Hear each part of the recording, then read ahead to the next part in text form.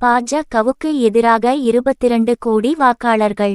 Shock அடிக்கும் 11 மாநிலங்கள். அப்ப 102 போச்சா? நாட்டின் மிக பெரிய சமூகத்தினரான ராஜ்புத் மக்கள் பாஜகவுக்கு எதிராக திரண்டுள்ளனர். ஆனால் அந்தளவுக்கு ஒரு வெற்றியை ஜனநாயக நாட்டில் எந்த கட்சியும் பெற முடியாது என்று சொல்கிறார்கள். நாட்டின் முதல் மக்களவை தேர்தல் 1952 இல் நடந்தபோதே கூட அன்றைக்கு பலம் வாய்ந்த கட்சியாக இருந்த காங்கிரஸ் கட்சியே 364 இடங்களைத்தான் கைப்பற்றியது. அதுவே உச்சபட்ச வெற்றியாக கொள்ளப்பட்டது. இதன் பின்னர் 2019 இல் பாஜக அதிகபட்சமாக 303 இடங்களை கைப்பற்றியதே மிக பெரிய சாதனையாக பார்க்கப்படுகிறது. பாஜக கடந்த முறையே அதிகபட்சமாக உச்சத்தை தொட்டுவிட்டது.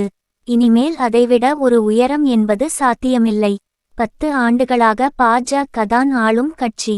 ஆகவே அதன் மீதான ஒரு எதிர்ப்பு என்பது கட்டாயம் உண்டாகி இருக்கிறது.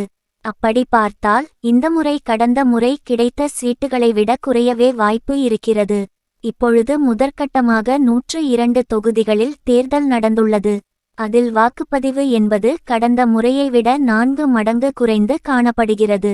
கடந்த 2019 இல் கிடைத்த பதிவை விட இந்த முறை வாக்கு குறைந்தால் அது யாரை பாதிக்கும்? யாருக்கு ஆதரவாக கடந்த முறை மக்கள் ஆர்வமாக வாக்களிக்க முன்வந்தார்களோ அவர்கள் மீது ஏற்பட்டுள்ள அதிருப்திதான் இந்த வாக்கு சதவீதம் குறைந்ததற்கான காரணம். நாம் அப்படித்தான் அதை புரிந்து கொள்ள முடியும்.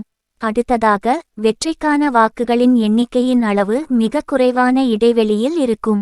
லட்சக்கணக்கான வாக்குகள் வித்தியாசத்தில் வெற்றி என்பது சாத்தியம் இல்லை. 1000 அல்லது 2000 என்பதே ஒரு வெற்றியை தீர்மானிக்க கூடியதாக இருக்கும். அப்படி பார்த்தால் பாஜகவும் மாநில கட்சி வேட்பாளர்களும் நேரடியாக மோதும் தொகுதிகளில் பாஜகவின் வெற்றியை விட மாநில கட்சிகளின் வெற்றிக்கு அதிக வாய்ப்பு இருப்பதாக இந்த புள்ளிவிவரங்கள் சொல்கின்றன. ஆகவேதான் பாஜக தொடக்கத்தில் முன்வைத்த 400 சீட்டுகள் என்ற கோஷம் இப்போது 300 ஆக குறைந்து முதற்கட்ட தேர்தல் முடிந்தது அது 200 ஆக மாறியது. அப்போது அதைவிட 150 ஆக குறையும் என ராகுல் காந்தி சொல்கிறார். இதை உணர்ந்ததால்தான் பாஜகவே வடமாநிலங்களில் 400 சீட்டுகள் என்ற முழக்கத்தை அடக்கி வாசிக்க தொடங்கி உள்ளது. என்டிஏ கூட்டணியில் பலமான கட்சிகள் இல்லாதது மிக தெளிவாக தெரிகிறது. காங்கிரஸ் கூட்டணியில் பலம் வாய்ந்த கட்சிகள் அதிகம் உள்ளன. பிரியங்கா காந்தி நடத்திய ரோட் ஷோ 6 லட்சம் பேர் கலந்து கொண்டதாக தகவல் கிடைக்கிறது. ஊடகங்கள் அதை ஒரு செய்தியாகச் சொல்லவே மறுக்கின்றன என்ற குற்றச்சாட்டு எழுந்துள்ளது. உத்தரப்பிரதேசத்தில் மட்டுமல்ல, மேற்கு பகுதியிலிருந்தும் ஒரு மாற்றம் வரும் என்று அகிலேஷ் யாதவ் சொல்கிறார். அவர் மகாராஷ்டிராவை மனதில் வைத்துத்தான் இதைச் சொல்கிறார். எப்படி பார்த்தாலும் பாஜக 150 இடங்களை பிடிக்கும் என்று கணிக்கிறார்கள். வடநாட்டு பத்திரிகையாளர்கள் இன்னும் கொஞ்சம் கூடுதலாக போய் 200 இடங்களை பிடிக்கலாம் என்று கணிக்கிறார்கள். ராஜ்புத் மக்களின் போராட்டம் மிக பெரிய அளவில் வெடித்துள்ளது.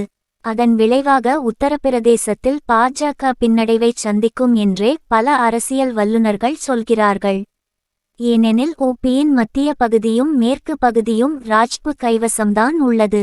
கிட்டத்தட்ட 97 கோடி வாக்காளர்கள் உள்ள நாட்டில் ராஜ்புத் சமூகத்தினரின் வாக்கு என்பது 22 கோடி பேர் உள்ளனர். இவர்கள் 11 மாநிலங்களில் ஆதிக்கம் செலுத்தும் சமூகத்தினராக உள்ளனர். பாஜக இவ்வளவு பெரிய எண்ணிக்கையில் உள்ள மக்களை பகைத்து கொண்டுள்ளது. இந்த சமூகத்தினர் பாஜகவுக்கு நேரடியாக சவால் விட்டுள்ளனர்.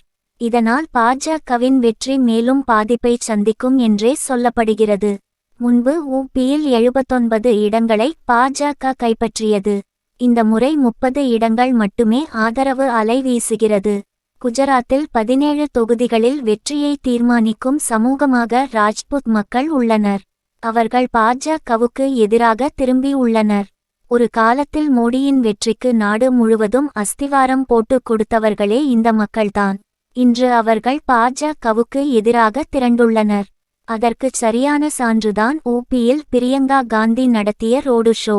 அதில் மக்கள் வெள்ளம் கரைபுரண்டு ஓடியது. அதில் பங்கேற்ற பாதி மக்கள் ராஜ்புத் சமூகத்தினர்தான் என்பது குறிப்பிடத்தக்கது.